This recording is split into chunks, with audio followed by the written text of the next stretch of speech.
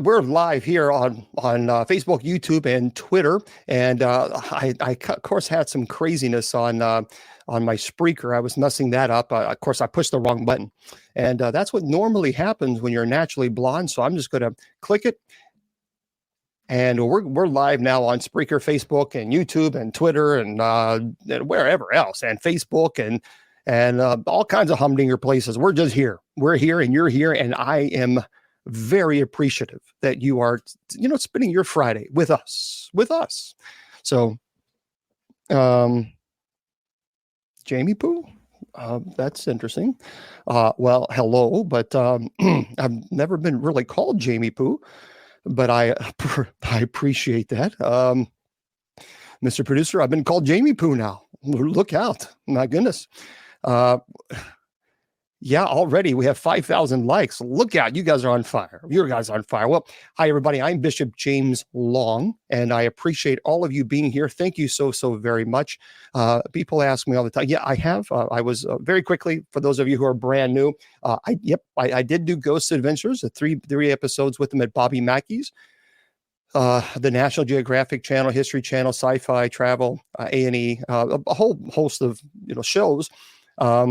And the people ask me why. Well, 20 years ago, I started the Paranormal Clergy. The Paranormal Clergy was the point for that was to build a network of teams so that I can work with teams all across the United States and they can go and investigate. And that was never done before.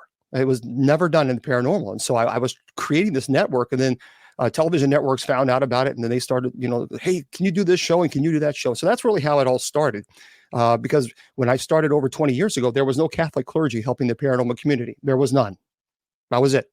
And that's how it all started. But we'll talk about that in just a second, because a lot of people ask me, well, how did you get in? How did you get started in the paranormal? How did that all work out? Tell them. So we'll talk about that in just a second. But first of all, thank you so much for being here. I appreciate all of you being here. I am Bishop James Long with the United States Catholic Church. Now, first of all, if you want to go to my website, you can, but I'm going to tell you something first. I want you to make sure you go to KGRADB. That's the network that you need to go to. KGRAD as in dog, B as in bicycle.com. KGRADB. And I want you to subscribe. Folks, they have some great shows, terrific shows. Matter of fact, this show airs there live. You can watch it later on, and it airs right now. And subscribe to it and put Bishop as your promo code. Because if you put Bishop as your promo code, you're going to get 30% off your subscription. And it's already very affordable as it is, but it's even more affordable when you get a discount. And that's always nice. So go to the website, kgradb.com, and make sure you put Bishop as your promo code. Now, for my website, people always ask about my website. It's very, very simple. Bishop James Long. Pretty simple. Bishop James Long, LONG.com. That's my website. And you can click on the store link. We have items there for you. Also, if you click on the class link, on Bishop James Long, I do have classes there. So I teach online demonology, angelology, paranormal studies, and genealogy. I teach it online. It's all online. You learn at your own pace. And so there you go. And of course, it's very affordable. I mean, there are some websites out there charging $200 or $300 for just a demonology course. And that's from individuals who've never had to work a demonic case in their life. Come on. So I encourage you, go to the website, bishopjameslong.com, and sign up for the class. Also, the church's website, people ask me all the time, the church's website. And I'll get into your questions in just a second. USOCC.org. Oh, we have a frequently asked questions section there. Just go to the site and you'll find all about me and the church community that I belong to. So that's the church, USOCC.org. And then, of course, one more, and then we'll get to the heart and the meat and potatoes of the presentation. I want you to consider going to night prayer tonight. We have night prayer Monday through Friday at 10 p.m. Eastern Standard Time. Everyone's invited. Now, there on Facebook, YouTube, and Twitter, you see it's on Spreaker. It's audio only. For those of you who are on TikTok or on Spreaker, all you got to do is just go to bishopjameslong.com. Scroll down to the very bottom where it says night prayer. Click the link. That's it. Simple as that. It takes you right there. So consider, we would love to have you there. And we'll be more than happy to pray for your special prayer petition, whatever that might be. It's alive. And our community gathers together, and it's just a beautiful little community that we've built, created there, and it's wonderful. Okay, let me just say a couple things very quickly, and let's get the negative stuff out of the way. First of all, on all platforms, I am not going to. I will not entertain trolls. So comments that are rude. Comments that are disrespectful, comments that are hateful, comments that attack, you're not going to get any attention from me at all. So I don't play that game. I'm just not interested. I don't have time to waste. My schedule is very busy. So I take this, what I do here, I take this very, very seriously. I have had 23 phone calls that I have had just since 5 o'clock this afternoon. And it's only 7 o'clock. So I've been on the phone all day long. It is just hectic. So I say that to you because I don't have time to play around with silly games. I just don't. I don't give into the drama and the silliness. So I'm just going to make that very clear to everybody. If you're going to troll, especially on TikTok, you're going to get banned. And don't come complaining to me when you do. Because the only reason you're going to get banned on TikTok is if you spam, if you use demonic names, if you're cursing, if you're being rude or disrespectful, then you're going to get banned. That's it. You don't get banned for any other reason. So just don't do those things. All we ask is that people just be courteous. That's it. Courteous to everyone. So someone was asking me, what do I think about pagans? I don't know. I don't understand the question because it implies the question really is do you judge pagans? And the answer is no. I have no authority to judge anybody. None. Especially because I have faults like everybody else. So I have no right to judge anyone, and I don't. I welcome everyone here. Everyone is welcome to this community that we are building, and we defend our community members, and we just don't tolerate people who want to come in and just troll just to get attention. We're not interested. Well, we're not interested. You're just wasting your time. So there we go. That's the negative. I guess I don't. Some people say it's negative. I see it. It's house. You got to do the set the rules and the tone of every presentation, of every show that you do, and say, hey, look, this is what we're going to put up with. This is what we're not going to put up with. We're not going to name call. We're not going to cuss. We're not going to call people out. And some people say, well, that's kind of boring. Well, it's called being responsible and being courteous. That's it. That's it. All right. We have a really, really cool presentation for you tonight. Hopefully, it's difficult sometimes to always come up every single week to come up with a different topic that's entertaining for people. It's not always easy. But we do the best that we can. And I want to talk, because I really haven't had the opportunity to tell you a lot about haunted locations from each state. We've tried to do that show before, but then drama started and trolls started, and it just caused such distraction on the presentation that we didn't get very far at all. We just got for a couple of states, and I just not going to allow that to happen anymore. So we're going to do that tonight. Well, I want to talk about that. Let's say, if you see something you can't explain in your house as a Christian, what should I do? That's a good question. People ask me a lot. I see this all the time when people say, well, there's no such thing as ghost. And then they say, well, the Bible says there's no such thing as ghost. Actually, I've talked about this before, and that's simply not true.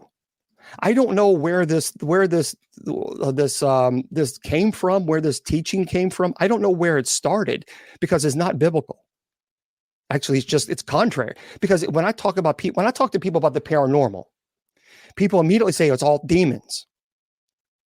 No, it's not. It's not. And I've been saying this now for over 20 years. I've been teaching on this very topic when I do paranormal conferences, when I've done the presentations, when I started out way long time ago on online radio. I've been saying this now for 20 years. And I've been teaching people, hey, folks, you're forgetting parts of scripture where it does actually mention ghost in the Bible. People say, no, it doesn't. No, it doesn't. Well, yes, it does. Again, Matthew chapter 14, verse 26. Matthew chapter 14, verse 26. Remember, this is where Jesus was walking on water. And scripture says, when the disciples saw him, Jesus, walking on the sea, they were terrified. It's a ghost. And cried out in fear. That's what it says in scripture. And then people say, well, it meant demon. No. Now you're saying that scripture is wrong. So you're using scripture to justify your argument, but at the same time, now you're saying scripture is incorrect and it's mistranslated. Actually, it's not. In the Septuagint, it actually says ghost. Very complete, total different language than demon. It's not the same word. And also, I want to remind you in Luke chapter 24, verse 36 through 51. Luke chapter 24, verse 36 through 51. After Jesus was crucified, he appeared to the disciples, and Jesus said to them, because they were terrified, why are you so frightened? Why do you doubt? Look at my hands and feet and see who I am. Touch me and find out for yourselves. Ghosts don't have flesh and bones as you see that I have. So why is this important? Well, Mac, I disagree with you. I think ghosts do exist. And I'm telling you this as an investigator. I've investigated. The first time was 35 years ago at Waverly Hills. And I am telling you as an investigator, as someone who actually works cases, I'm telling you that not everything is demons. Now you can say, oh, yes, it is. Yes, it is. And then I'm going to say, then what are your credentials? How many cases have you investigated? None. So you're giving an opinion based on what? I'm giving you what I have experienced as an investigator, as clergy, as an exorcist. And I'm telling you this as somebody who actually have worked cases. And I'm telling you what scripture says. So Luke chapter 24, verse 36, 51 says that the disciples thought they were seeing a ghost. So what does that tell you? What does that tell you? It tells you that the disciples had the concept of what ghosts are, that they understood, that they knew what ghosts were. And it also, when Jesus said, don't be silly, I'm not a ghost. Ghosts don't have flesh and bones, as you see. If ghosts don't exist, Jesus would have said, don't be stupid, ghosts don't exist. That's not what Jesus said. Jesus said, ghosts don't have flesh and bones, as you see that I have, therefore implying what? They're in spirit form. So again, I know there's always going to be those naysayers. It's always demons, is always demons, is always demon. And I am telling you that is incorrect. Now, that's a good question. What are ghosts? First of all, there's a belief in the paranormal community. There's intelligent haunting, and then there's residual. Now, residual is not intelligent. A residual is energy.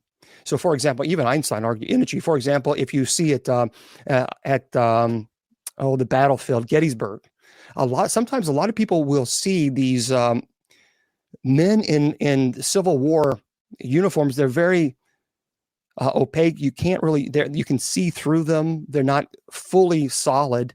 And there's even videos on where people have recorded this, where it seems like they kind of go in this line, in this circle. But there's nothing there. They don't acknowledge you. It's not as if they even know that you're there. But that's residual energy. That's energy that's not intelligent. It's not interactive. It just repeats its action. Now, interactive or intelligent, that's where it's very interesting. Because, for example, if you're at a place and you say, hey, look, can you make a noise? And then it makes a noise. Or if you're doing EVP work, electronic voice phenomenon, you say, what is your name? And it gives you a name. Or how old are you? Or whatever. Remember, scripture says test the spirits. Well, why would Scripture tell you to test the spirits if everything was demon?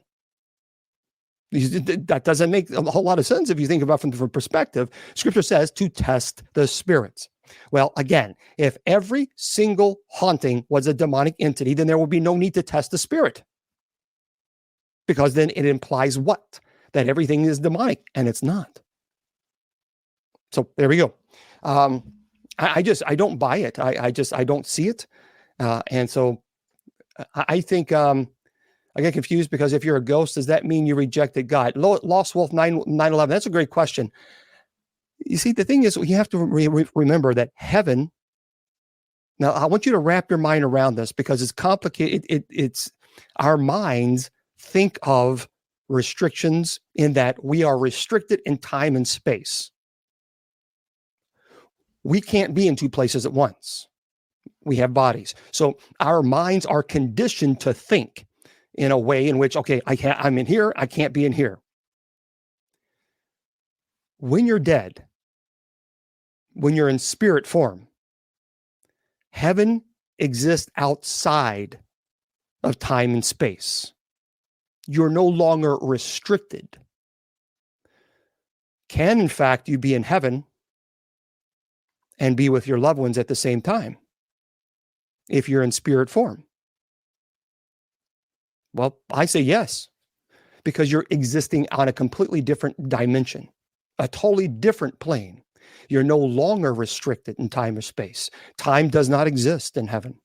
It doesn't exist. It's a man-made. We are restricted in time. It's 7:17 p.m. Eastern Standard Time. In heaven, it's not 7:17 Eastern Standard Time. There is no time or space in heaven. And also, I don't believe. And the people also ask, why don't we people go through? Why don't they go to heaven? Because I don't think heaven is forced upon us. I think heaven is presented to us. Because if heaven is forced upon us, then it violates free will. Now, there's a problem with that, isn't there? Because we know that angels freely chose to fall while in heaven. So angels, now demonic entities, they freely chose to reject God in heaven. So what does that tell you? It tells us that free will must exist in heaven. So if free will exists in heaven, then heaven cannot be forced upon you. You understand what I'm saying? So I think heaven is presented, and you either choose or you don't. And I don't think it's a penalty if you don't choose. I think if you choose to remain here for whatever reason, then I think, of course, then we pray for the repose of the souls, and there we go. Well, the angels rebelled against God because God loved us so unconditional that he not only gave us in spirit form, but we experience life through the body form, through the physical form, where angels do not. And because we are created in God's image and truly beloved, angels freely rejected that notion that they are here to serve us. And so that is one of and of course, pride through Lucifer, such hatred towards us, and that fact that we are created in the image of God, and that angels are not. Angels are not the cute little fat cherubim that you see on the paintings. That's not what angels look like at all. As a matter of fact, Scripture talks and even describes what angels look like. And, to be honest with you, some of them look kind of scary. So, I mean, four different heads, multiple eyes all over the body. I mean, come on, it's a different entity completely, a different nature. So when you look at it from the biblical perspective, and you're like, ooh, that's kind of creepy. They're not the fat little chubby, the little Cupid angel. That's not what angels look like, not according to Scripture. All right, let's get into our haunted locations, and then we're going to go from there. For those of you who are offering the gifts, thank you very much for that. I appreciate that very much. Is it Uncle Mark? It's so. Yep, Uncle. Well, thank you very much. I appreciate it. That's very kind of you. Okay, Yeah, that's what this come to. When you get past 50, guys, you know what I mean? It's the glasses. It's what you got to do. It's what you got to do. So yeah. And thank you. Yeah. Thank you for gifting. Thank you also for those of you who are subscribing. I appreciate that very, very much. And for those of you who are liking the video on the live show on TikTok, right now we're almost at 50,000 likes. 50,000 likes. That is very, very cool. I appreciate that. Thank you. Thank you. Thank you. Thank you. Well, thank you very much. I appreciate that, Uncle Mark. Okay. Let's talk about Alabama. If you're in Alabama and you want to know some places to go to, well, of course, look, one of the most popular places in Alabama, the Sloss Furnace. And I've heard a lot of my friends have been there. I have never had the opportunity to get to the Sloss Furnace, but I've heard a lot about it. For those of you who don't know, the Sloss Furnaces in Birmingham are really a National Historic Landmark. Once operated as a pig iron producing blast furnace from 1882 to 1971. Now, added to the National Register of Historic Places in 1972, the Sloss Furnaces offer education, events, tours, and as of today, gives locals a glimpse into the industrial past of the city. It's also believed to be pretty haunted. Is anybody here from our good folks there in Alabama, in Birmingham, Alabama? That's where this is located. No, it's not sloth. Sloss. I got to enunciate. Yeah. Open your mouth, James. Well, we're in Kentucky. We speak a little lazy down here sometimes. What's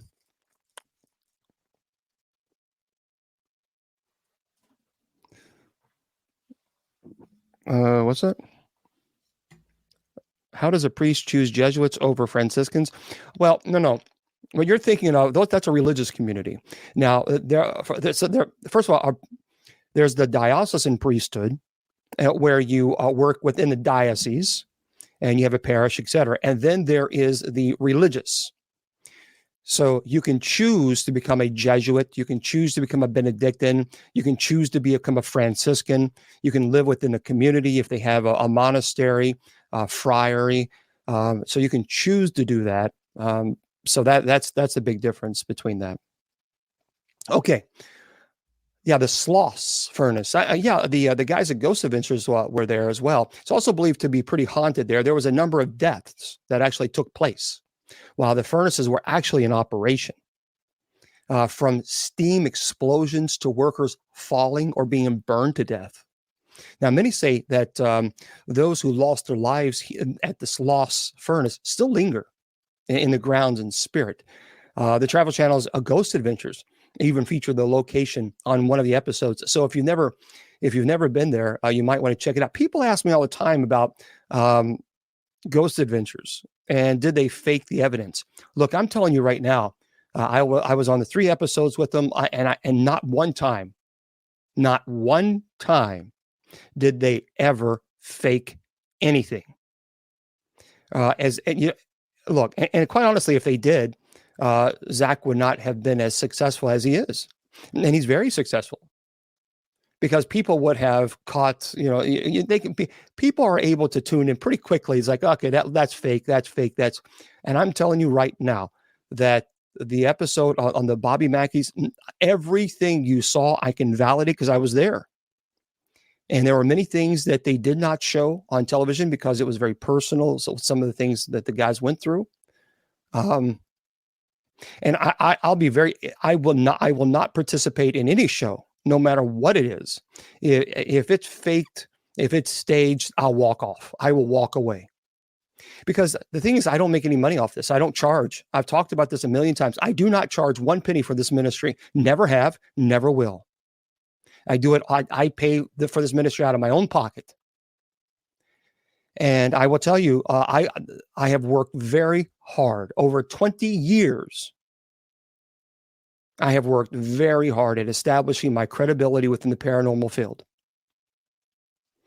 And that's one thing that I have is my credibility. And I under no circumstances would I throw my credibility out of the window just to be on television. Nope. Absolutely, positively, will never happen. Will never happen. So no, I don't, and I've never charged, and I never will. I always show a loss at the end of the year when I do my taxes because I pay for it out of my own pocket, and I'll continue to do it until the good Lord calls me home. Well, it does help. But you got to understand the donations. Even on TikTok, remember they take 70% out of these gifts. TikTok takes 70%, and which is quite substantial. And so you got to remember that. But on average, I will on the store and on TikTok gifts, on average, is about 125 to 150. On really rare occasions, it's like 175 a month with donations. That's very rare. And it could cost easily up to $1,000, easy, to go to someone's home. After the flights, after the rent-a-car, after the hotel, you go on vacation for 3 or 4 days and get a flight and get a hotel and get a car, and then you'll understand, yep, it really truly does cost $1,000 or more. And that's the way of it. So I appreciate that. Don't get me wrong. I appreciate the $150 donation because it helps. But the majority of time I'm spending between $800 to $900 on my own money. And I've been doing this now for over 20 years. So I teach online English. And so I pay my bills, and whatever I have left over, that goes straight to the ministry. And that's the way it works. Nope. I don't want it. I work with H&R Block.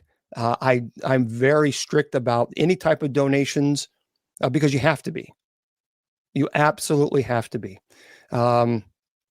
So they see everything. I get a printout of all the donations, of all the PayPal, of Cash App, which again, it's not much, but everything. And they see how much money I spent, all the deductions, the car rentals, the hotels, any flights, gas, anything. And my tax accountant, I've been with my tax accountant for over 14 years. And he keeps telling me, James, you got a master's of business. You might want to start using the master's of business to help you. Like, that's not the point. If I wanted to open up a business, I would. But that's not the point. Bishop, can demonic oppression cause someone to black out and not remember doing things, or is full possession required? Oppression can do that. Under the stage of oppression, the person can go into what's called and again, when you're under oppression, the demonic is breaking your will and your intellect down. And so when you go into possession, a stage of possession, you can go into what's called transient possession, where you're at your, think of it like this: oppression, the first level, and then the second level, and then the third level, right? And when you're up to the point where your intellect and will are almost eradicated, then you can go into what's called transient possession. So under those circumstances, yes. But if your intellect and will is still strong under the stage of oppression, you won't go under a possession, because the demonic has to remove your intelligence, and the intellect and the will.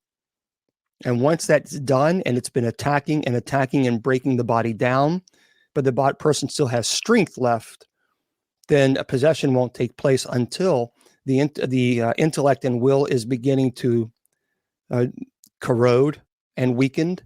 And at that point, then the person could go into transient possession. Okay.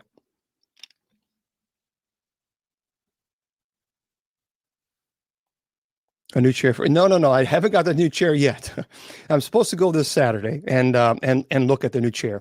So hopefully we'll see. Because this I don't know, the mechanism that keeps it up and all that down. There we go. So we'll see. All right. And another thing the Sloss Furnace is probably the most famous I think in Alabama. There are other locations besides the Sloss Furnace if you want to go to. If I'm looking at trying to look at the other places that I know that many people have been to. I would certainly say that's probably the most haunted location in Alabama. Thank you very much, Android Paranormal. I appreciate that. Okay, and I'm going to try to get to your answers, your questions as well. And well, thank you very much, the Guzmans. I appreciate that. Thank you. In Maine, yeah. So far, I haven't been able to get as far as in New York, but we're working on it. I have placed something on Facebook, and we'll see. Hopefully, we'll get some responses. Yeah, let me check that now. Someone was asking what I do is because I have a following on Facebook too, and if I don't have a team in an area that someone asked, then I put it on Facebook. Hey, are there any paranormal teams that are located in this area that's willing to do some type of investigation to determine the validity of a case? Because I can't get to every place, and nor should I be expected to. But let's see. Yeah, there's a couple folks. There's a couple folks. I'll have to reach out to them, and we'll kind of go from there. Okay. All right. Yeah, there's a couple folks that I see here that I'll be able to reach out to. Someone asked me if sent me a message saying, "Hey, look, they know somebody in New York, and the person is really needing some help, and can you please get here, or can you help?" And I won't do that until I have a team that is dispatched to investigate. And the reason being because I need to find out if what is being reported is actually valid, or if it's just nonsense. And here's the reason: I can't go to every single person who asks me to come to their home. I just can't do it. And like I said, I shouldn't be expected to either. I haven't won the lottery, so to expect me to do that is irresponsible, and I'm just not going to accept that expectation. And so what I do is I work with teams who are vetted, who are experienced, who are seasoned investigators, and they go out and they investigate absolute free. They never charge, never sensationalize, don't take advantage of people. They try to do the investigation to determine if they're, whatever is going on is valid. Then they bring that information back to me, and I decide whether or not I've got to find a way to get there. Now, with the United States Old Catholic Church, for those of you who like to attack me and say, well, why do you have a donation on PayPal? And why do you have this? And why do you have that? Because I'm not Donald Trump. I'm not Elon Musk. I don't have billions of dollars. And I don't even thousands of dollars, let alone billions of dollars. And it costs a lot of money to get to people's homes. And I don't get paid as clergy. I'm doing this 100% free. Tonight, I'm doing this free. I'm not getting paid for this.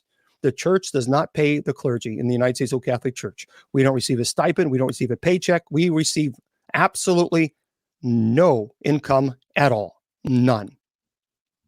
And we fund our own ministry. And so I have to depend on teams to go and investigate and help me out. And then if there's a valid case, then we try to get there. We do the best we can. And I do the best that I can, one case at a time. That's all I can do. That's all I can do. Okay. So in good old Arkansas, I'm trying to find some places in Arkansas. Anybody in Arkansas here?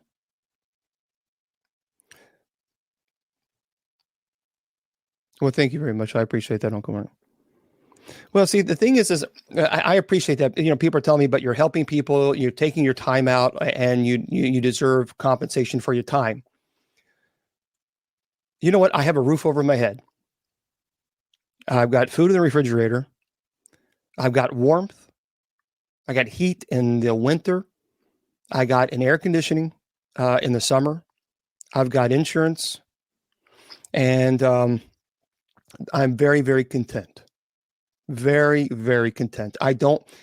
When I see, and this is just my personal, when I see clergy living in multi-million-dollar mansions, having private planes, having Rolls Royce and Bentley cars and all this other nonsense, I find that unbelievably appalling. Absolutely appalling. There are far too many kids in this country, just in this country alone, that have nothing to eat. There are far too many homeless. There are far too many elderly who cannot afford to pay their medicines. There are people and their parishioners in their own church that's probably struggling to be able to put food on the table.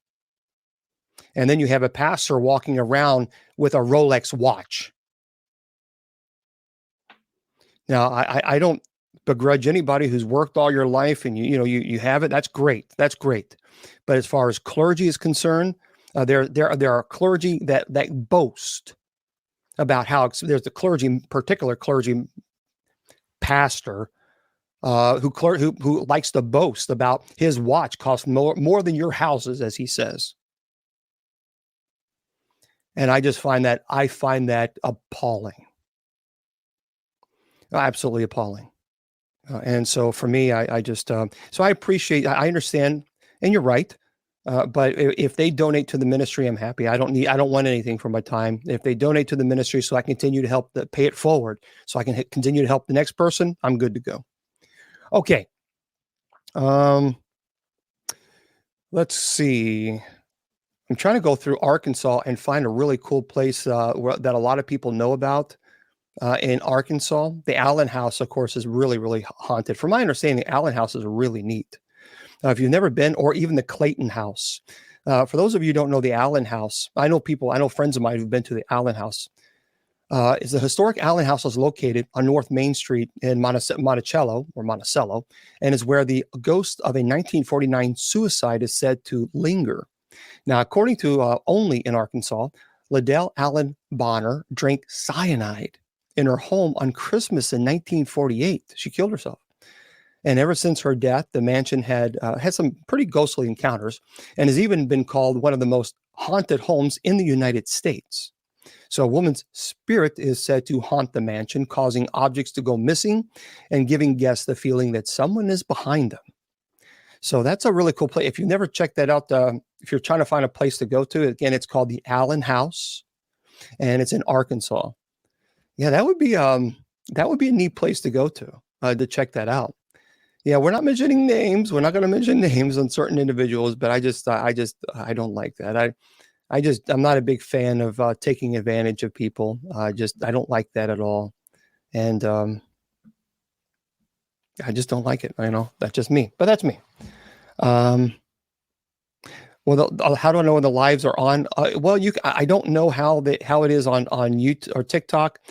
I go live on Fridays at 7 p.m. Every Friday, 7 p.m. Eastern Standard. And then we have Bible study on Sundays and Wednesdays at 8 p.m. And then on Monday, we have open mic at 8 p.m. Okay. Should come and visit Scotland, brother. Oh, Don, let me tell you something. I would love to, but I've got a lot of cases here in the United States that I'm trying to get to, and I'm struggling just to do that. So I wish I could get to Scotland and go visit, but it looks like we'll have to hold off on that for quite some time. But I appreciate that. Maybe if I win the lottery. There we go. If I win the lottery. In Connecticut, Fairfield Hills State Hospital. The Fairfield Hills State Hospital in Connecticut. Let me tell you something about this place. This is crazy. Located on Primrose Street in Newton, Fairfield Hills was a site. The psychiatric hospitals just creep me out because of the things that probably have happened, in some of them. It operated from 1931 to 1995, and during its peak, the hospital housed over 4,000 patients. And the facility was owned and operated by the state of Connecticut Department of Mental Health. The establishment was created due to an overcrowding at other state hospitals and was designed by Walter P. Crabtree. And the building stands abandoned today, was used as a setting for the film Sleepers and MTV's Fear. Now, although there is no trespassing on the property, some that have explored the place have witnessed paranormal activity. I think that actually has been purchased now. So if you're going to go, you need to definitely reach out and find out who owns that. I don't know who does, but it's the Fairfield Hills State Hospital in Newton, Connecticut. You got to be very, very careful about that because you show up and you're trespassing, you're going to get arrested. Wow, look at that, folks! Almost 78,000 likes on TikTok. That is great. You guys go. You get 78,000. There we go. We're rocking and we are running. TikTok. Listen to me carefully. And anybody else. I have 2 accounts on TikTok. I have this one at Bishop James Long. No periods, no, nothing. Bishop James Long. And then bishopjameslong.official. That's it. I'm not going to send you an email, and I'm not going to ask you to send money to some type of whatever in Africa. People are doing it. I have sent TikTok. I've complained to TikTok. I've reported the fake accounts multiple times. I mean, multiple times that they're impersonating me. I've said this over and over to them. I've penned accounts. I've penned videos on my account here. I can't do anything else. There's nothing else I can do. So I've done everything that I can. Again, folks, I have nothing to do with the scammers out there that are contacting. I'm not going to send you a message. I'm not going to send you an email, and I'm not going to ask you to send money to this orphanage in Africa. It ain't going to happen. So anybody who does, you need to report them, and actually just report them. Period. Please just report them. It's frustrating. I don't like scammers. I don't like scammers. If they just go get a job, how about that? I wish scammers would just get off their butts and actually work for a living instead of ripping people off. Maybe they'll find out that life is worth living. And maybe they can actually find out they can pay their bills without having to worry. It's just, I don't like scammers. I just don't. So again, Bishop James Long and bishopjameslong.official. Those are the only 2 accounts that I have. That's it. Sleep paralysis. I've talked about sleep paralysis quite a bit on the lives and even on my other videos. Sleep paralysis does not necessarily mean demonic. I talked about this quite a bit. I had a neurosurgeon on the show. He talked about sleep paralysis. Can it be demonic if it's sleep paralysis? Yes. However, you're also going to have activity during the time in which you're not sleeping or waking up or going to sleep. So if you have a demonic, now listen to this carefully.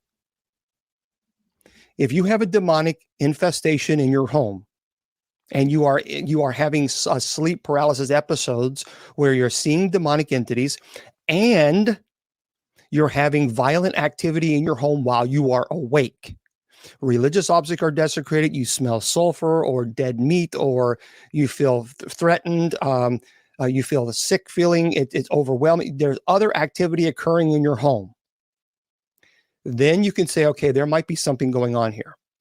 But if the only time you're seeing and nothing else is happening in your home, nothing else, activity only occurs when you're going to sleep or when you're waking up, then that 99.999% of the time, at least from my experience as an investigator, then you're dealing with sleep paralysis episodes.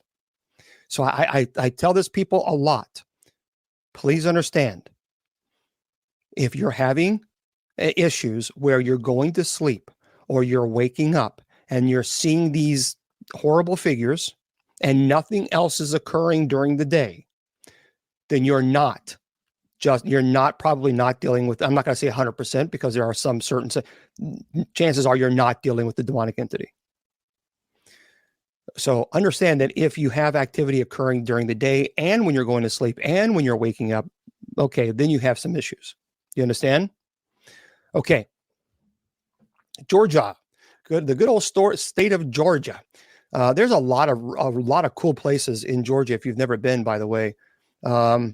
Bonaventure Cemetery, that's a very, very cool place. I have been there a couple of times, and that's I got a lot of activity in there as well. Also, people have said the Central State Hospital. However, now you can't go in there now, obviously. So that's a big no-no. I'm trying to find another place in Georgia. Yeah, for me, because I've been there, the Bonaventure Cemetery was quite active. And so the public cemetery, it's located on a scenic bluff on Wilmington River, just east of Savannah. It dates back to 1846 and was added to the National Register of Historic Places in February 2001. The cemetery was developed on the land of the historically significant site of Bonaventure Plantation and became famous after it was featured in John Barron's 1994 novel, Midnight in the Garden of Good and Evil. And the movie is directed by Clint Eastwood, by the way. It contains almost 160 acres, making it one of the largest of the city's municipal cemeteries. Now, for those of you, again, for those of you who are asking, it is, again, the Bonaventure Cemetery in Savannah, Georgia. It's known for its monuments to those who have been buried there. A common ghost tale surrounding the cemetery includes a young girl. Her name is Gracie Watson, also known as Little Gracie. The argument or the story is that she died of pneumonia and was just 6 years old, and witnesses say that her statue cries tears of blood if any of her gifts are removed from her grave. Now, some have also spotted a girl wearing a white dress skipping through a cemetery before disappearing. And according to a website called Lineup, other witnesses have spotted little Gracie playing in Johnson Square. That's a public space near the Pulaski Hotel's former location. So again, that's a lot of people. Kathy's okay, because Kathy has been there. Yeah, Bonaventure Cemetery in Savannah, Georgia. Yeah, that's a cool place. There's a lot of people who have absolutely say that they have experienced us. Now, let's see, we're going to Illinois. I got to tell you something. I've been there before, and this place never ever let me. Bachelor's Grove Cemetery. If you guys have not been to Bachelor's Grove Cemetery, that place is it's a different world. But it's true. At night, it's like the Gates of Hell Cemetery in Kentucky. It takes on a different feel completely. Now you can't go in there at night because it's closed. But they used to allow people go in there, but now the police do rounds, and so you'll get in trouble if you do. But I went there when I was studied in the seminary in St. Mary of the Lake. St. Mary of the Lake is not very far at all from this particular cemetery. I went there, and it was just during the day, it's kind of run down in some parts. The weeds are kind of growing up but at night, it's just a different world. You know, it just changes. I'll get to the Indiana. I'll get to your other states. I promise you. Hetty, that's a great idea. Actually, I'm going to do that. Yeah, that's a great idea. So we'll do that on probably maybe even the next show. Okay. Yeah, that's a good idea. Okay, so let's talk about Bachelor's Grove. The small, and it's not very big compared to cemeteries. It's abandoned cemetery. It's located on the outskirts of Chicago. It's believed to be one of the most haunted spots in the area, and I'd say it probably is. And there have been numerous stories surrounding the grounds, some dating all the way back to 1800s. Now, there was a time when the location was much like a park where people would go to swim, fish, enjoy picnics. But when a nearby road closed down, the area became more and more isolated. So vandalism, unfortunately, has occurred throughout the cemetery, including graves being knocked over. I don't understand that. Someone explain that to me.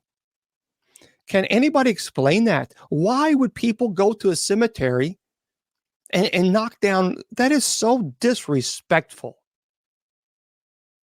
It just, to me, it's just unbelievable. It's just rude. Thank you, Thomas, and thank you again for all those who offered gifts to the ministry. Thank you for that. But you know, that is just so disrespectful. It frustrates me when I hear people do that. Even spray painted on. Some are just broken, and some stories say that there were graves that had been even opened. Come on. There's argument now. There's local legend said that there were people who actually, not only that, but caskets were actually removed. The area is believed to be haunted because of this, and while others think the paranormal activities attached to black magic and occult activities that have taken place on the grounds. So a lot of people are asking me, what about why are these haunted? Why are these cemeteries haunted? Because a lot of people go in and do stupid stuff. completely irresponsible, very disrespectful. And you're right. Joey is right. It is desecration. It is absolute desecration, and I find it just troubling.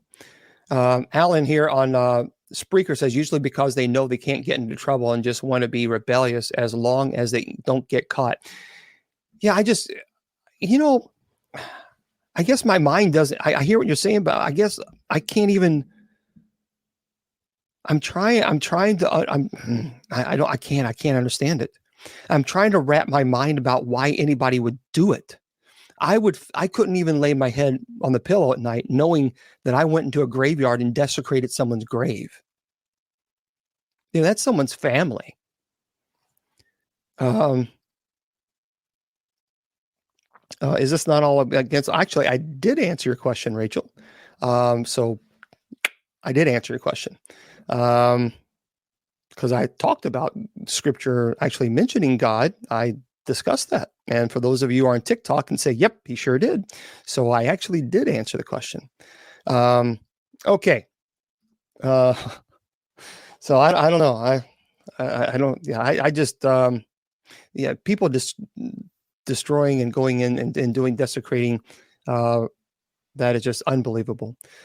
So people ask me why, and I'll answer that. People do ask me, why do I do this? Why do I investigate? Okay. And then they say, isn't that against the Bible? Aren't you doing the work of the devil? No, the Bible says test the spirits. That's what the Bible says. But let me ask you a question. 100,000. Thank you very much. I appreciate 100,000 likes on TikTok. You guys are awesome. Thank you. But let me ask you this question. For all those who like to offer the criticism, and the person did say, I mean, no disrespect. So let me ask you this question. For those of you who like to criticize what I do, see, you can't use the fact that I do this for money. You can't use that against me because I don't charge. So you can't use that. So then you have to use another thing. Well, you're doing the devil's work. So you try to use that against me. You try to find ways to attack my integrity. But let me just ask you, if your family was going through violent paranormal activity in your home, would you be on TikTok asking me why I do it? Or would you be on TikTok saying thank you for doing it?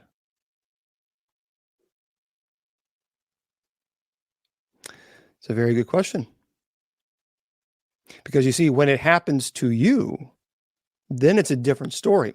When it happens to you, then you're very happy that there is a bishop, that there's a Bishop Long who doesn't charge, who won't put videos of your family all over social media just so I can get likes, who doesn't sensationalize your case, doesn't do it to take advantage of your situation. I bet you wouldn't be asking me, why do you do this? When the Bible says it's wrong, I bet you'd be saying, thank you for doing this. And that's the God's honest truth. As a matter of fact, I know this for a fact. Look, for over 20 years, I've had a lot of haters. I've had death threats. No kidding. For those of you who don't know, I literally 15 years ago, when I went to a paranormal conference in Indianapolis, they actually had to hire police officers, 4 police officers. When I was doing a presentation, because all I was doing was teaching about demonology. But because I was getting serious death threats, legitimate, they had to hire 4 police officers to be around me while I'm sitting at the table talking to people and blessing their items and not charging for anything. But because the death threats were so serious, they had to hire. This was in Indianapolis. That's insanity. That's insanity. But that's you keep doing what you're going to do. But criticism, I can deal with criticism. But I've had a lot of hater gators out there, and a lot of people criticize me and say, "Oh, you're doing the work of the devil. You're doing the work," and quite a few.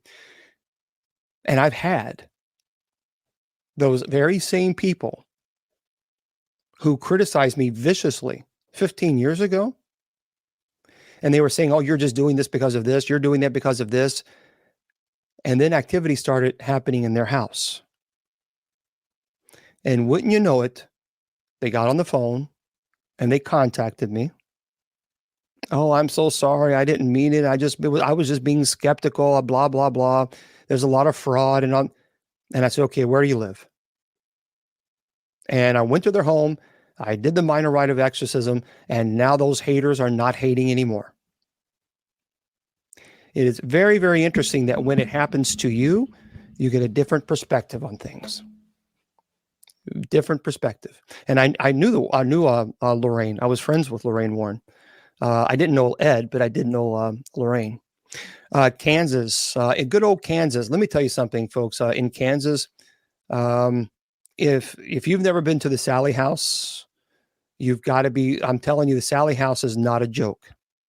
The Sally House is serious stuff, and I'm talking serious stuff. One of the we had a team go out to Kansas to do the Sally House, and I know the owners, the Pickmans, and well, of course, when they were living there, and one of the investigators was there, and he started screaming, and he had a like I think a 10 or 14 karat, I don't know which one it was, cross on his chest. The actual cross embedded into his chest. It was he described it like someone had put a flame torch and caused the metal to get red hot. I mean hot. And it actually embedded in his chest. And when he pulled it, he pulled skin. And even today, even to this day, he has a massive scar where the crucifix was, where it actually embedded. And that was in the Sally House. The Sally House is not a joke. We actually have a picture, and I show this when I do paranormal conferences, where there's a clear demonic. There's no question. You see a demonic entity upstairs. Yeah, it's a demonic. For those of you who don't know the Sally House, the Sally House is in Atchison. It's said to be one of the most haunted homes of all at Kansas, and I would say in the United States. It was originally built at the turn of the century and became the home of the Atchison physician. Now, one day, a mother entered the home carrying her 6-year-old daughter, Sally, who had collapsed from severe abdominal pain. The doctor diagnosed Sally with appendicitis and knew that he had to do surgery right away. So he began cutting into Sally before the anesthesia took place and causing her to scream in pain and suddenly go limp. And she died on the operating table, and many believe that she thought the doctor was torturing her and that she remains in the house as an angry spirit who was never able to rest peacefully. Now, haunting reports at the same time at the home include cameras and video equipment that suddenly stop working, objects that move on their own, physical touches and pitches and burns, strange coldness, scratches, bruising on people and dogs that bark outside the homes, refusing to enter. Like I said, I knew the Pickmans. I had the conversation. I spoke to them, and boy, they told me all about what they've experienced when they were actually living there. It's that the Sally House is definitely. Some people go and investigate the Sally House and they have no experience at all. That's great, but then other people do, and boy, it's the whole world comes to a complete halt. It's not the place to joke around. It's not the place to play around.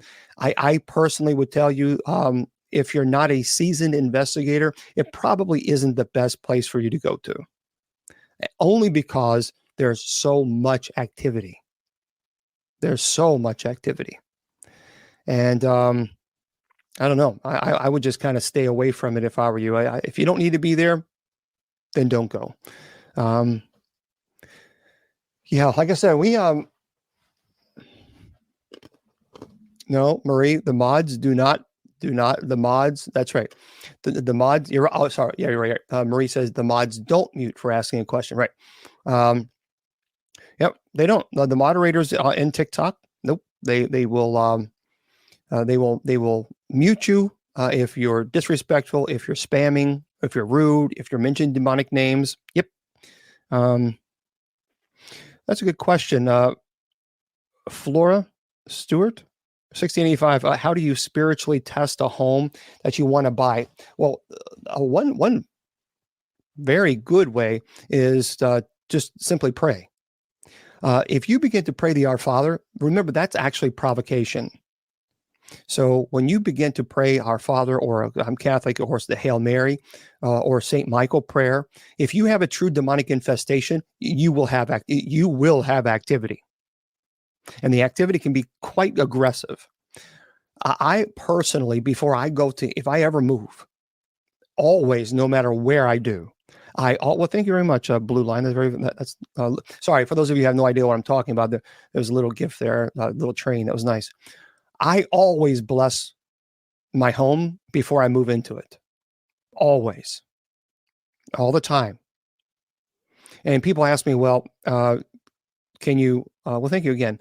They say, well, can you, would you do it, or can I get you? Well, I can, but I got to find a way to get there.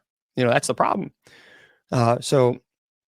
But when people here locally in Kentucky or in Indiana, maybe Tennessee, depending on where it is, they have asked me to come and bless their homes, and I've done that. People ask me this, and I want people to know this, and this is important.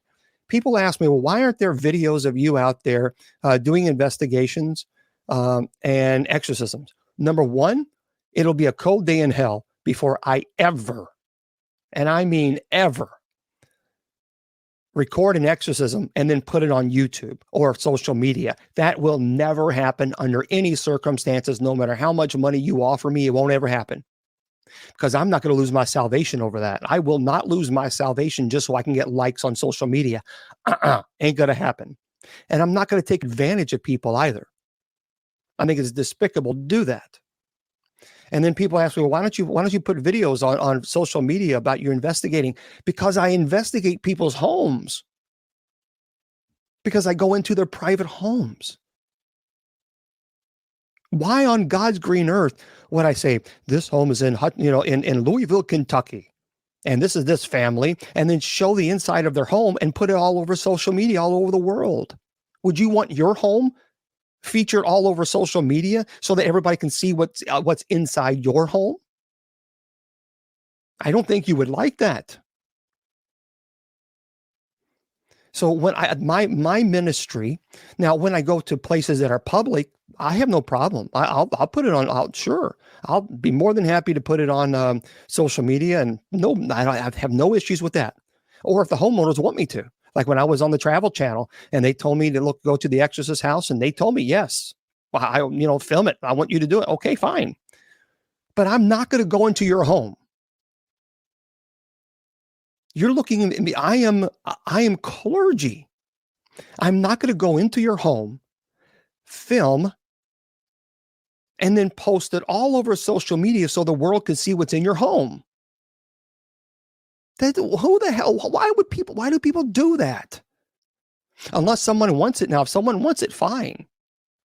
But I would never do that to someone, because I wouldn't want someone to do that to me or my family.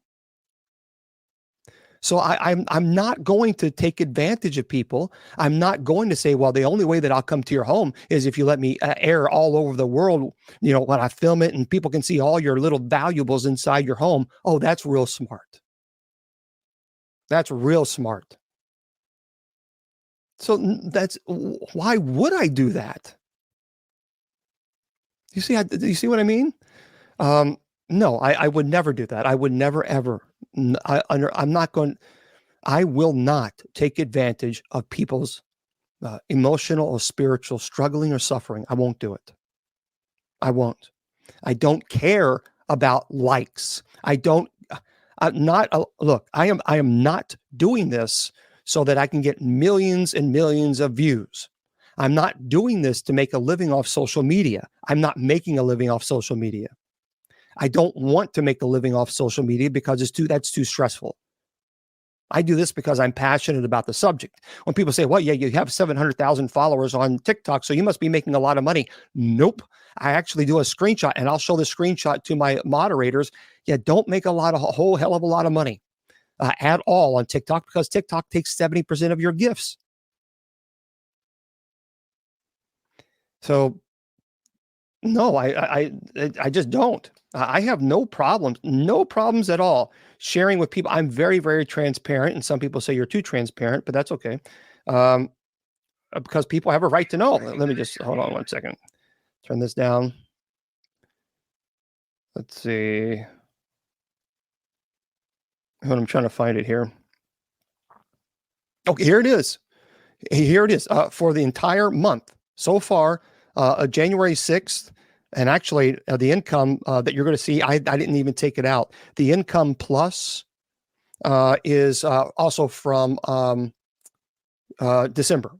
So, because I haven't taken the income plus out since November for Thanksgiving. Thanksgiving was the last time I took the income out, and I think it was $8. So far, here's the gift revenue plus the income for subscriptions right there.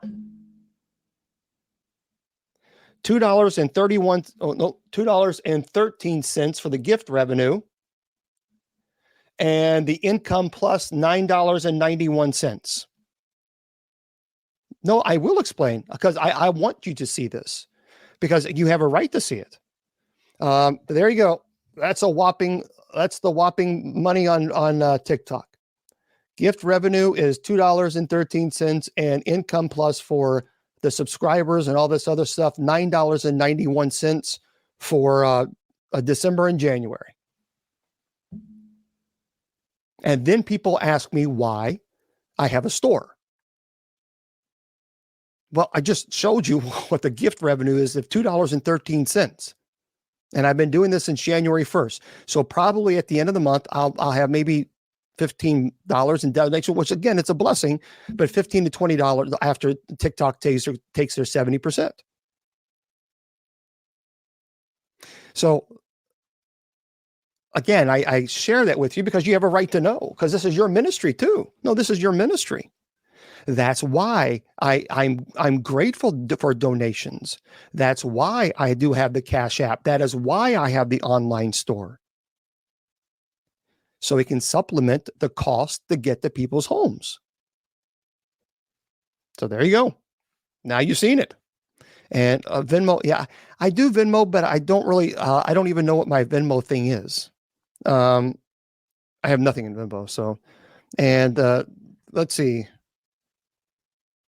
And people say, well, you have Cash App, you must be making tons and tons of dollars. No, right now there's $10 in there, which is grateful. I'm very, very grateful for that.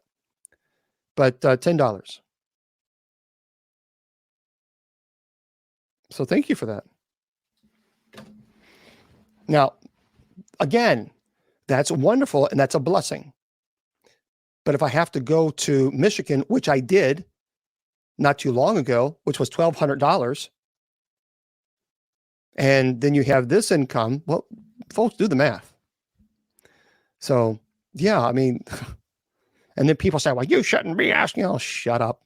Okay, anyway, Haynesville Road in Haynesville, Maine. I've never been to, actually, I have been to Maine. I've been to Maine once. I drove through. It's beautiful. Haynesville Road is one of the most infamous roads in Maine. And the particular stretch of road that is believed to be haunted runs through what is known as Haynesville Woods. Although a number of stories surround the road, one of the most popular is that a lady who appears out of nowhere in front of vehicles. And the other involves a young girl who has similar reports to the lady and has been walking along the roadside, offered a ride by some, but then vanishes. So nope, don't do that. Don't pick up those people who disappear. That's a big no-no. Okay, let's go into some of your questions because I know a lot of people are asking questions, and we can go into that. And if you have a particular state, we can do this as well. But a lot of people have questions, and I know Friday, many of you wait, just like, come on, hurry up, Friday, get here because you want to ask a question, and I want to give the opportunity to answer it as much as I can. Oh, Joey says, I live right there. And she does. I've experienced that firsthand. Oh, wow. That's pretty cool. So Joey Savage on TikTok, 166 says he validated in Maine that he actually saw it. That's very cool. Oh, your phone is dying. Yeah. Okay. Yeah. That's I agree. Shana Long 30. Shana Long 30 is my sister.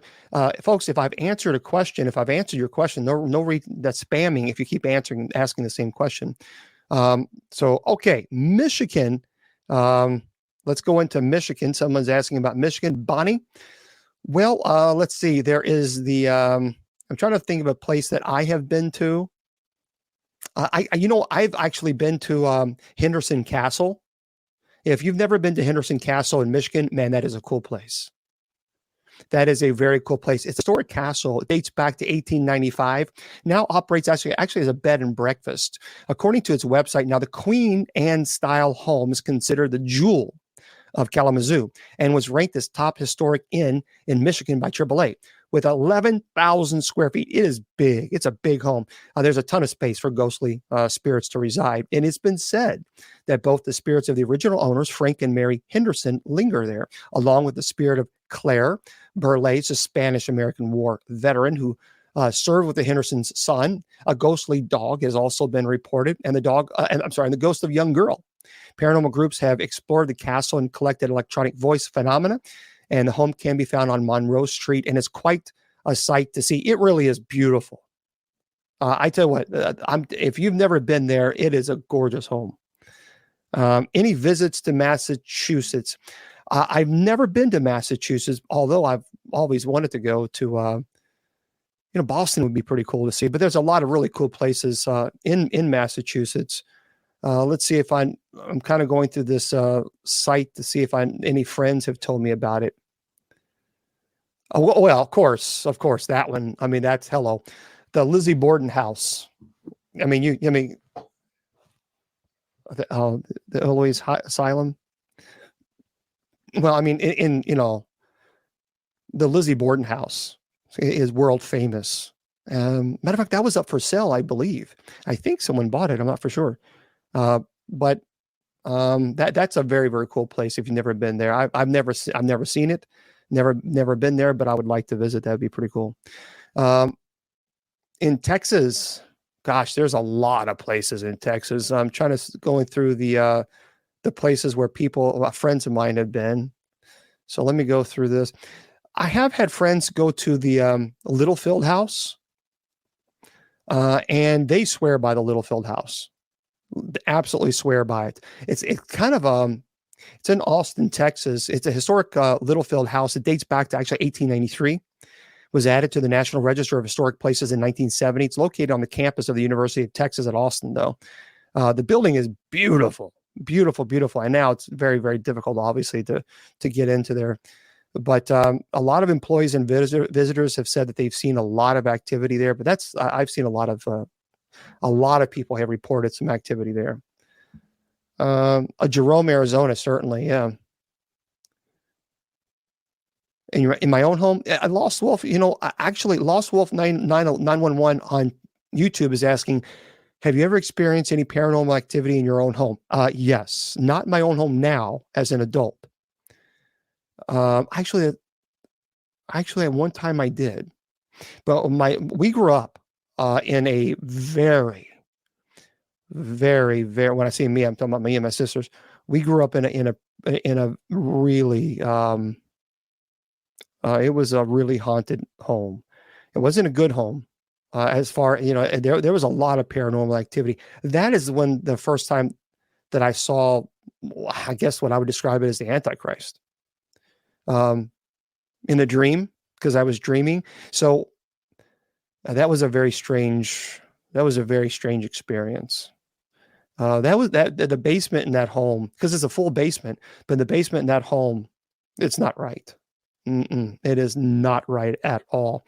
It's a very, very haunted location.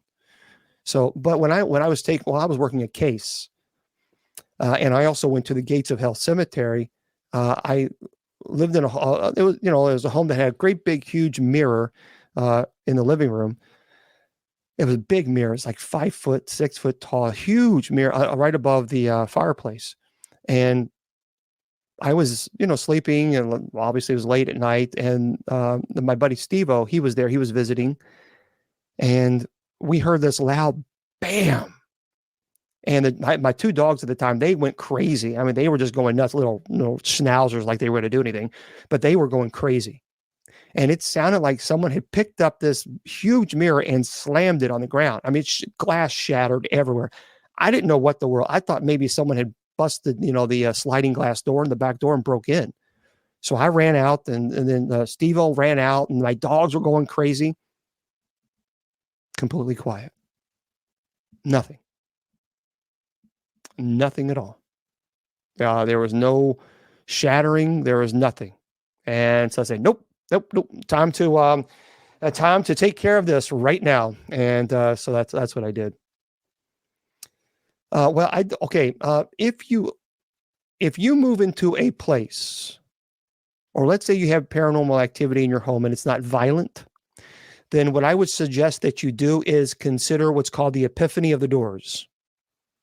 So yeah, someone's asking this sage. Okay, so there is a prayer called the epiphany of the doors. Lots of water, folks. That's what you got to do. Make sure you drink lots of water, stay hydrated. People are asking about losing weight and all this other stuff. Yep, I've lost a lot of weight, but I've also I work at it. It's not every day. I'm out walking 5 miles every single day, and every day I'm drinking my 12 bottles of water, and I'm taking my vitamins, doing everything that I'm supposed to do to stay hydrated. So make sure. The prayer is called the Epiphany of the Doors. It's also known as a chalking of the doors. I would encourage you to take a look at that, and you can do that. Anybody can do it. It's a very ancient blessing. It's a beautiful blessing, and again, it's called the chalking, CHALK, chalking of the door, or epiphany, or blessing of the door. So it goes by multiple names, and you can Google that online, and you can do that in your home. Now, I'm going to say this. Well, thank you very much. I appreciate that. I'm going to say, if you decide to do this, if you decide to do the chalking of the door, if you're having violent activity in your home, the possibility of demonic, you got to be very careful with that, because that is a form of provocation. And when you do that, you can get yourself into some big, big trouble, because you might actually receive, some response. And if you receive some sort of response, you got to be prepared. So, Okay. Do you need chalk? You do. Yeah, you need some chalk. And you can just have that blessed. You can buy the chalk anywhere, and then have any clergy bless the chalk. So that's what you can do. Okay. Yeah, but 4 a.m. Yeah, it's true. Yeah, it's a long day. I'm usually at it's a long day. So okay. You're right. And rabbis also bless the home. It's a very ancient ritual. It's what I do it. I do it to my home. If I move into a location, I always do the chalking of the door. Always. So, or epiphany, or blessing of the doors. The sage, a lot of people, Flora, there are some people say, no, sage doesn't work. I disagree with that. My sister and I, we part Cherokee. And so I disagree with the whole idea that sage does not work. I think it most certainly does. If it's blessed sage. Now, and I even use it, because if I go to someone's home who lives in an apartment complex, I can't use what I normally use, the church censer, because the church censer is pretty big. And then you have not only that, but then you have the incense in it, charcoal. And a lot of apartment complexes will not allow you to burn charcoal inside the apartments. Even if it's contained, they won't allow you. But you can burn sage in many apartments. And so I at least have that. And so I bless the sage, and that's what I do. I have found that a lot of apartments will not let you burn charcoal inside. So there you go. Well, thank you very much there, JB. I appreciate that. Have clergy bless the chalk, and really any clergy should do that. You're right, JS. Like I said, I knew Lorraine, and They did. Whether you like, look, whether or not you like the Warrens, the one thing that they did is they used their celebrity status to get the church involved in cases that the church said that they would not help, and that's the truth.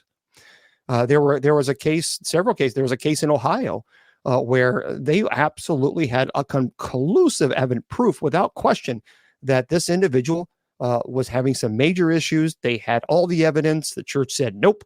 And so they said, well, Ed said, well, fine, I'll just call the, and they were very devout, but he said, fine, then I'll just call the media. And he got media involved, and that immediately got the church involved. So, they did a lot. They used their celebrity status to also get help. And sometimes they had to do it. Well, a lot of churches won't help. And this is disturbing to me. I don't like this, but a lot of churches won't help because the pastor will say, well, you're not a member of the church and you haven't made any tithing. You haven't made any donation. So we really can't help you. And I just think that's very problematic. Very problematic. To me, if someone is coming to you and they're saying, I need help, I don't care if they tithe or not. Help them. But, unfortunately, a lot of church communities will do that because people tell me. I cannot tell you how many times. As a matter of fact, when I had the incubus case, so when the 68-year-old woman who, God love her, when she suffered that incubus case, they fought like hell to find some type of clergy to help them. I mean, they were just begging people, and the clergy kept saying, nope, nope, nope, nope, nope. You're not a member of the church. You don't pay this. You don't. And then paranormal teams would come in and take advantage of them and not help. So that's, yeah, yes, she was. Yeah, Hetty. Okay. Was it a ghost? Was who a ghost? I'm not sure what you mean by that. So what are your questions? Because we'll start with the well, Heather, you might just have just joined in while they trapped here on Earth, because I answered that a little bit earlier, but that's okay. You might just join because I don't believe heaven is forced upon you. Because if heaven is forced upon you, it violates your free will, and we know free will exists in heaven because angels freely chose to reject God while in heaven. So we know we know that free will must exist. So I think heaven is presented to us, but I don't think that heaven is forced upon us.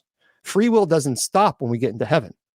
I just simply don't believe that. It's a universal truth that God has given us a gift, and He doesn't take it back. So, oh sure, objects can be portals. Yeah, absolutely. And look, I can use this phone as a portal. I can use. I can even use these glasses, the reading glasses. I can use these reading glasses as a portal. And the portals, there's nothing magical about portals.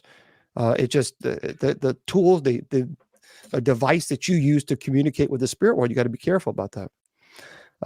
Okay, sounds good there, Lost Wolf. You be good for letting you up. Doing well, Kathy. Thank you. Hope you're doing well. So if you have any questions, I'll get to your questions. And because a lot of people always ask us. So can we test our own homes to figure out if strange happenings are, you got to be careful with that. Here's the problem when I tell people about investigating your own home. I don't think it's a good idea, especially if it's demonic. I do not think it's a good idea because you have an emotional connection to that home.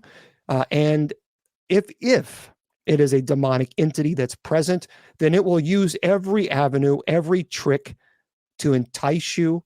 And before you know it, now you're constantly doing it. I have had cases where people, it all started with, some things happening. And then there was the EVP work. A lot of people, the digital recorders. And I'm telling you, once you start, well, let's do this and let's do use and then you get deep and now you're becoming obsessed. And before you know it, it's affecting everything. You're going to work and you're thinking about investigating your home.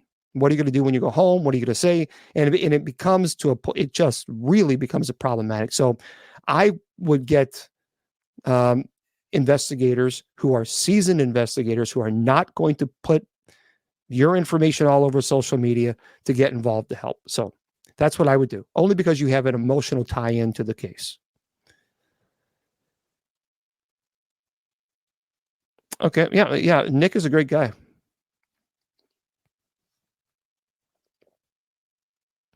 It's so hard to read these things because they're so small. I hate that. And of course, my eyes are just tired too. But do loved ones appear in dreams? Really paranormal? I think sometimes our loved ones can appear to us in many ways, and I don't think we need to disregard dreams. But I do think that many times dreams can be explained. And I do believe a lot of time you're dealing anxiety and you're dealing with us. I'm not an expert in dream interpretation, but I do think that our loved ones can most certainly discuss and talk to us. I'm convinced that our loved ones can communicate with us. So I just do. That's what I believe. And I got a little note here. Great job. You're gone live for 90 minutes. Don't forget to take a break. I just got a notice there on TikTok. That's kind of funny.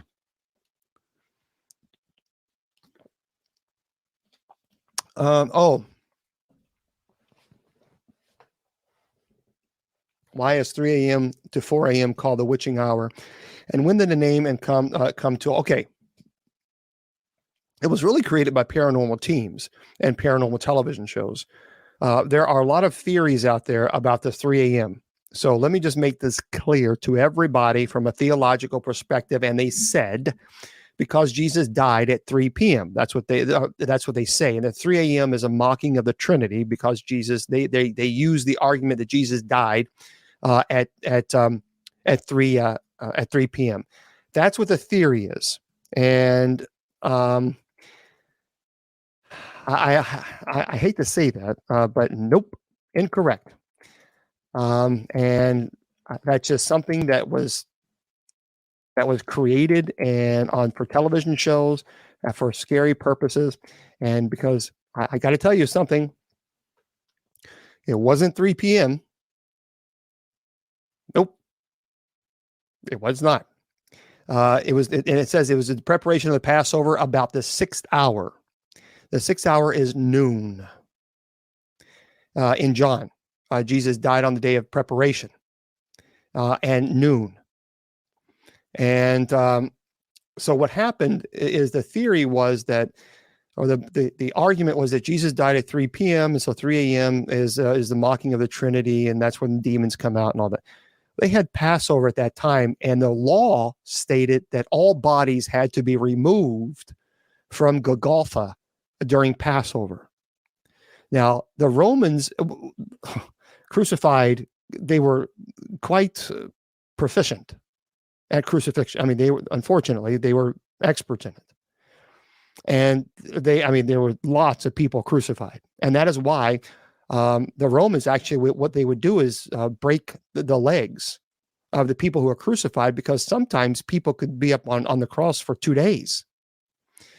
And so what they did, the Romans would break the legs so they would suffocate. And it talks about in Isaiah how the sacrificial lamb, that no bones will be broken. And that's why, in fact, that's why they were surprised that Jesus died so quickly without breaking his legs. Well, because he was scourged 33, sometimes people say 41 times, and lost half of his body with the scourging. By the time he was crucified, he was half dead as it is. But Jesus died at noon because it talks about an earthquake occurring at noon. He did not die at 3 p.m. And so that is actually an incorrect statement. Now, there are theories that the veil is thinnest between 3 to 4 a.m. But I got to be honest with you. I don't know. Here's what I can say. from my perspective, I've been in homes where I've been in during the day where it was demonically infested. And then when it starts getting dark around midnight, then all hell breaks loose. Now, I will tell you this, at the Gates of Hell Cemetery in Kentucky, let me make it very clear.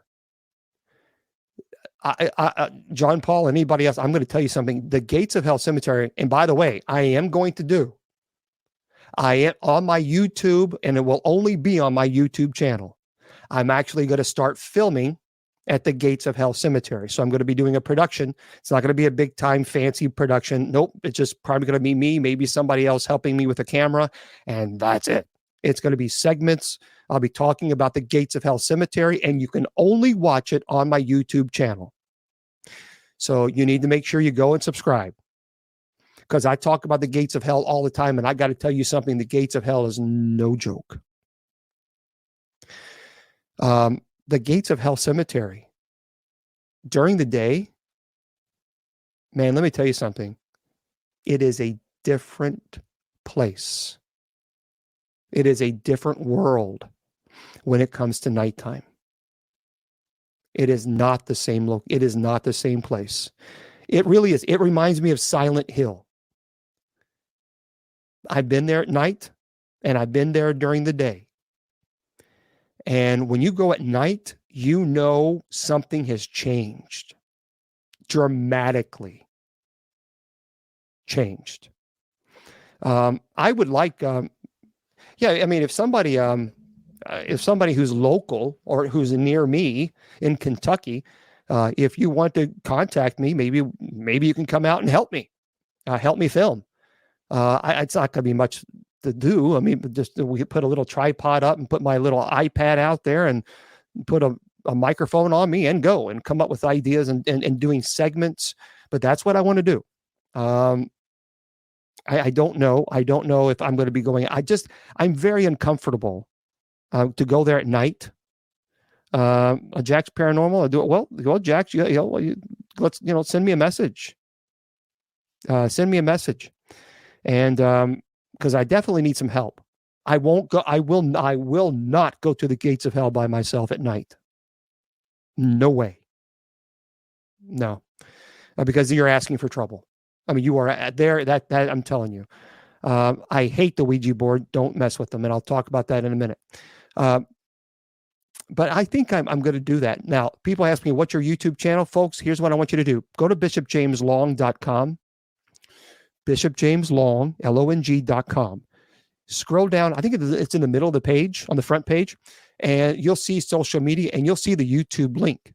Click it, subscribe, because I am going to start doing that. I'm starting to get that organized and prepared. I'm also going to be going to haunted locations besides the Gates of Hell, and doing it just on YouTube. That's it, because I'm trying to build, obviously, the audience on YouTube. I think it's important. Okay, so there we go. I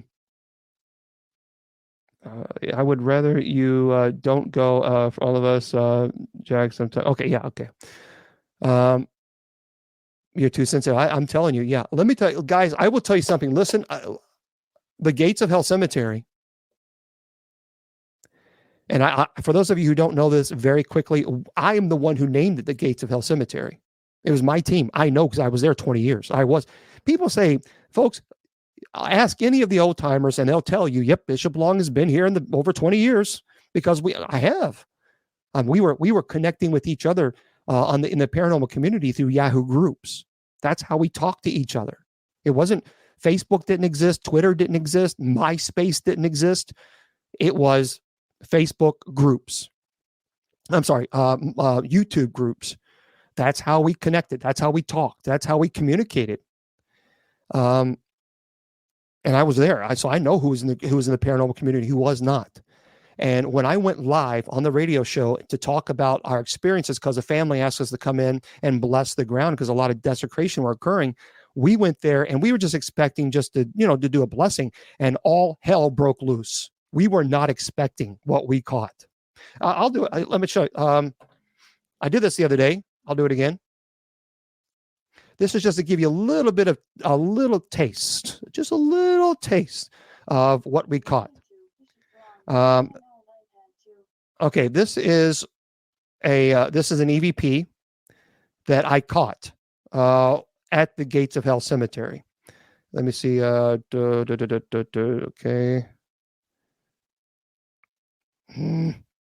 Hold on, I gotta find it. I'm not. I've got so many. Okay, here it is. So we knew I tell you, it was very uncomfortable that night when we went. And we felt like something was watching us. And it was very heavy. I mean, the oppression, the smell of sulfur, we knew we were in trouble, meaning that there was something there. And it was heavy. The oppression was heavy. And so I asked the question, are you friendly?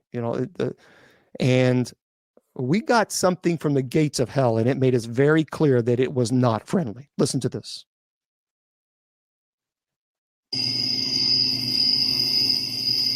Is there anyone here?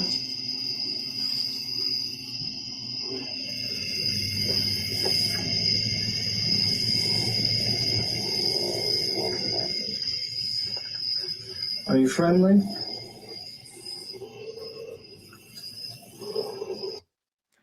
Needless to say, I don't think it was friendly. And I'm telling you, folks, the Gates. And so when we did the show, when I was doing a radio show, all radio, only radio, and I kind of missed that. I miss just the radio. I like doing the video, but there's so much that goes on behind the scenes. So I miss just doing a radio. Awesome. Thank you very much. Okay. Thank you there, Mr. Producer. But I got to tell you something, guys. When we went there and we were live on the show, and I was talking about the experience, I said, this is like the Gates of Hell, man. And they was like, that's it. We're going to call this the Gates of Hell. And that is how it got its name. I will tell you this, the Gates of Hell Cemetery, and I've said this a million times, makes Bobby Mackey's a walk in the park, Disneyland. Bobby Mackey's can't even compare, not even compared to the Gates of Hell Cemetery. That is one place that I got to tell you is man. I'm excited to do it. I'm excited to go on to do the YouTube. I want to put this together. I need some creative minds to help me. I'm very analytical and somewhat almost too analytical. So it would be nice to have help. So anyway, I would love to put a team together. That would be pretty cool. Yep. Oh yeah, the choir. I'll do that. Casey, I will do that. Yeah, I'll the angel choir. Yeah, I'll do that. Well, Jax, send me an email or message on Facebook and remind me. And yeah, we'll do this. And I know your real name. I just don't want to give, you're going by Jax Paranormal. So I don't want to give, you might not want to give that name out. So, but yeah, send me a message if you would on Facebook Messenger, and we'll talk. We'll get it. I would like to really talk to you about that. Yeah, that growl, man, that place. So I encourage you, please make sure you subscribe to my YouTube channel. Make sure, though, you go to the right one, because there are people that have the fake YouTube channels. Just make sure you go. All you got to do is bishopjameslong.com. Go down to my social media right there in the middle, and it says YouTube, subscribe. That's the channel. Okay. So I will do that. I will absolutely do that. And I'm going to kind of get that started. I also want to do Eastern Cemetery in Kentucky, in Louisville. Eastern is right next door to Cave Hill Cemetery. Cave Hill is amazing. And but Eastern Cemetery, boy, the history with Eastern Cemetery is crazy, because the caretaker was arrested because he actually buried people on top of one another. You can Google this. Google it. It's in Louisville. He was arrested. And even sometimes he actually took the coffins out and resold the coffin. It was terrible what this guy did. Terrible. And sometimes he would just dump the bodies in this kind of ravine. Anyway, he was arrested, and we were there at this cemetery, me and my buddy Steve-O. And I got to tell you this. Let me play this one for you. I asked, I felt there was something weird going on. That night, we would go all the time. We just loved it. It was a neat little place. It was at night. We didn't feel threatened. But for some reason, that night was weird. We went there and something wasn't right. And we were right by the car. And I told Steve, I said, Steve, we need to stay by the car. I don't think it's a good idea to get away from the car. Let's stay right here. And so we were there, and I had a recorder, and we didn't hear this, but because we didn't hear it out loud, we did not. That'd be a disembodied voice. We didn't hear it. But when I got the EVP, when I did the digital recorder, I played it back. This is what we got. Let's see if I can find this. Hold on. The sensation feels like I'm being watched. That's another one. Hold on. There's so many. Gosh, I have thousands of EVPs. Let's see what this is. Nope.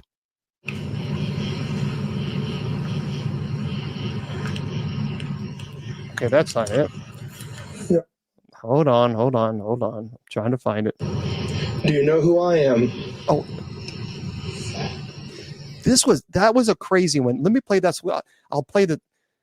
I was walking through a place where they had urns, and I just felt weird. I had my digital recorder. I said, "Do you know who I am?" Because I wanted to see if it said James or Bishop Long or yes or no or whatever. And I heard nothing. And I got in the car, and then I played it back with the headsets. I flung the headsets off because I wasn't expecting what I heard. But listen to this. This is amazing. Do you know who I am? That is one of the best EVPs I've ever captured. Because it says Seth, S-E-T-H. I don't know Seth. Seth is the third child of Cain and Abel. That's all I know who Seth is. But it's very clear. Very clear. So I'll play it again. Do you know who I am? It says Seth.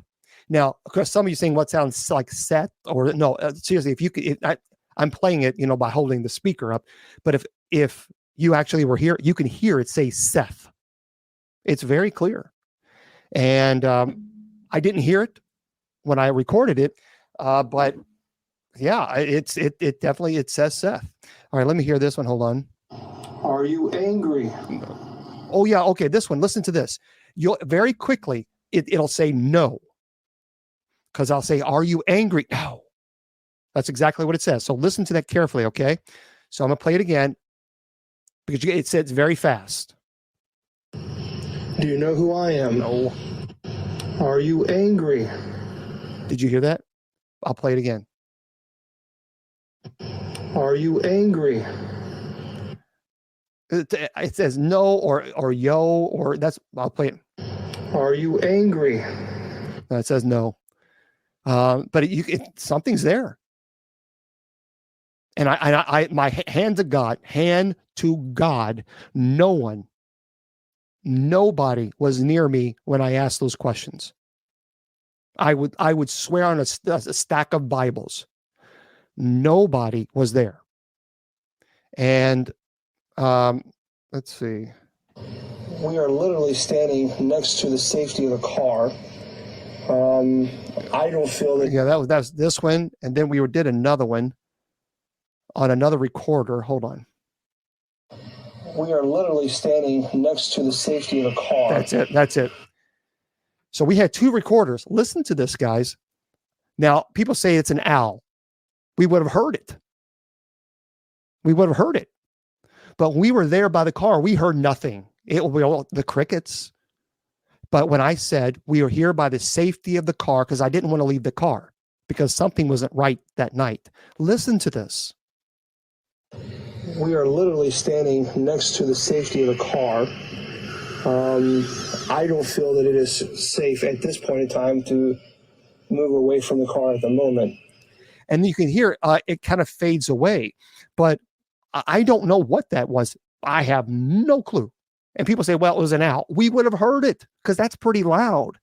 We heard nothing. We heard absolutely nothing. It was completely quiet. One day, what I'll do is I will share one day. I will share some EVPs on demonic cases that I've worked. I will. I'm not going to give information as far as obviously the date or the where it was or the names of the people, but some families have given me permission to air some of the EVPs that I've captured during either praying. There's prayers during the rosary. There are noises, other noises, and I'll play that one day for you. Maybe I'll do it next week. We'll see. I'll work on that. Not on Monday. No, not on Monday, but we'll do it. We're going to do it on Friday. So I will. Yeah, EVPs are electronic voice phenomenon. And so basically you take a digital recorder or a cassette player and you just, and here's how you do it. You don't say, who are you? What are you doing? What's your name?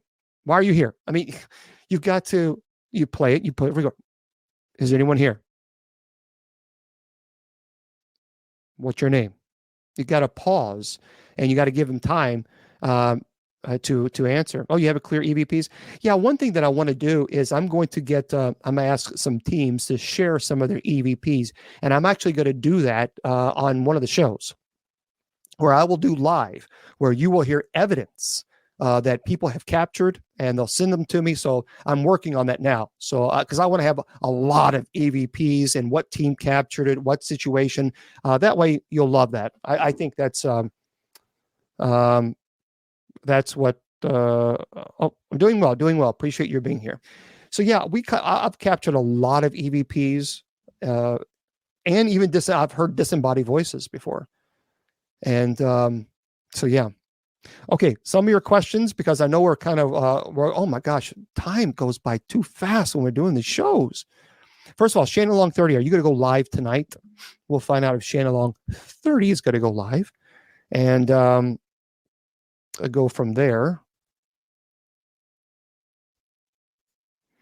Yeah. Now keep in mind, Sarah, sometimes she says, sometimes I feel like someone is watching me in my apartment. I pray against it. Okay, she's not going to live. Okay. Okay.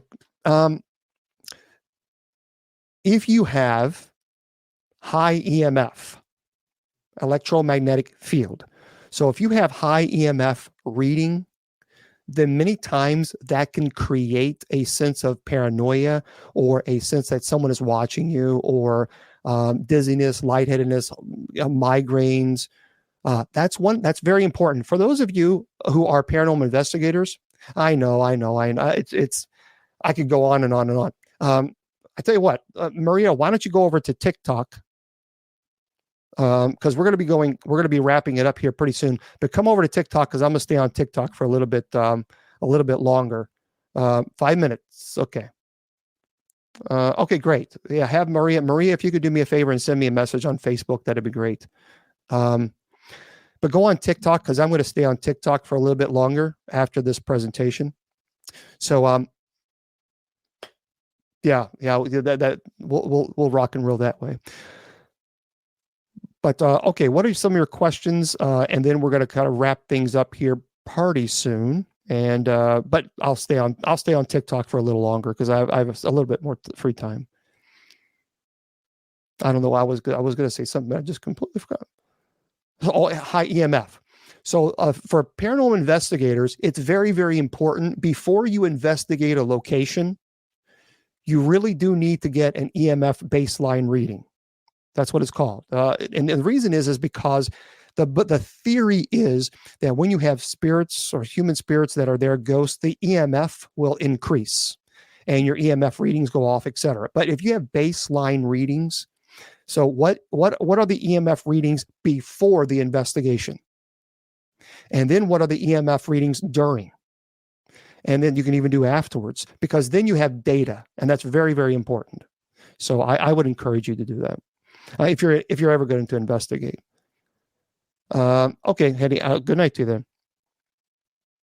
Yeah, and remember, folks, don't forget we do have a Ouija boards. Stay away from Ouija boards, because Ouija boards, the whole purpose of a Ouija board is to connect with the spirit world. That's the sole purpose of a Ouija board. The problem is you don't know who you're speaking to. And that opens a portal. And I'm telling you, you can get yourself in some big, big trouble. Big trouble, because again, you don't know who you're communicating with. So I encourage people to kind of be careful about that. I'm not a big fan. I am not a big fan. How do I get him to see my question? Well, Tennessee, I go ahead and ask your question, and I'll try to I'll try to answer. There's a lot of people asking questions, and so but go ahead there, Tennessee. Why do we not baptize the dead anymore? It was important to do so. Baptize the dead.